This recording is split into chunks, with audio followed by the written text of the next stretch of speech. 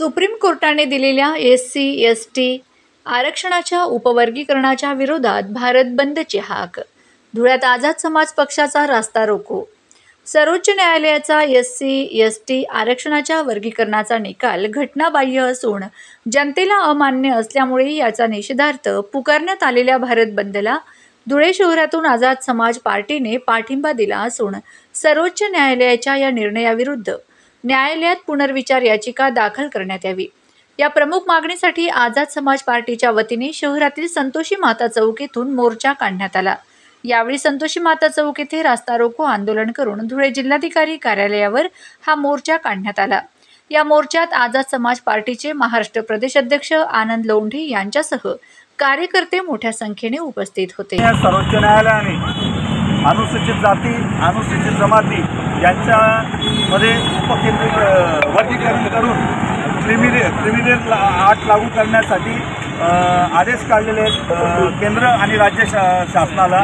हा आदेश अत्यंत घटना विरोधी आहे, कारण की भारतीय घटनेचे शिल्पकार डॉक्टर बाबासाहेब आंबेडकरांनी अनुसूचित जाती अनुसूचित जमाती आणि OBCना एक संघ बांधण्यासाठी एक साथ ठेवण्यासाठी जातीचं वर्गीकरण होऊ दिलेलं नव्हतं. तर याच्यामध्ये केंद्र सरकार पुढाकार घेऊन न्यायालयाला पुढे करून जातींमध्ये द्वेष भावना निर्माण करून क्रिमिनल लावण्याची आत टाकत आहे. तर या अत्यंत घटनाविरोधी आहे आणि त्यातल्या त्यात भाजप आणि काँग्रेस या एकाच नाण्याच्या दोन बाजू आहेत. भाजपला आणि काँग्रेसला दलित आदिवासी OBC मुस्लिमांना एकत्र येऊ द्यायचे नाहीत, जातींना एकत्र येऊ द्यायचं नाहीये.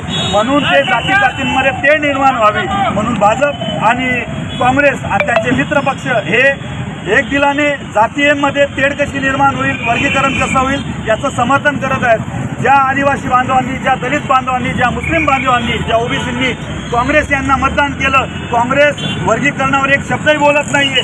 नालायक काँग्रेस, नालायक BJP सरकार आहे, याचा आम्ही धिक्कार करतो. आणि 11 सप्टेंबर रोजी भाई चंद्रशेखर आझाद जे सांसद आहेत त्यांनी देशामध्ये 11 सप्टेंबर रोजी दिल्ली येथे कार्यक्रम घेण्यात आलेला आहे धरणे आंदोलनचा. पूर्ण भारतभर या आंदोलन जर 11 तारखेपर्यंत केंद्र सरकारने याच्या बाबतीत काही निर्णय घेतला नाही, कोर्टाने माननीय राष्ट्रपती यांनी जर काही निर्णय घेतला नाही आणि अध्यादेश लागू करण्याच्या विरोधात याचिका दाखल केली नाही, तर पूर्ण भारतभर 11 सप्टेंबर रोजी होणार आहेत. आणि महाराष्ट्रामध्ये आझाद समाज पार्टी आणि विविध आंबेडकरी समाज, त्यातल्या त्यात आदिवासी समाज आणि इतर OBC समाज मिळून आम्ही मुख्यमंत्र्यांना घेराव घालण्याचा कार्यक्रम करणार आहेत असं मी जाहीर करतो.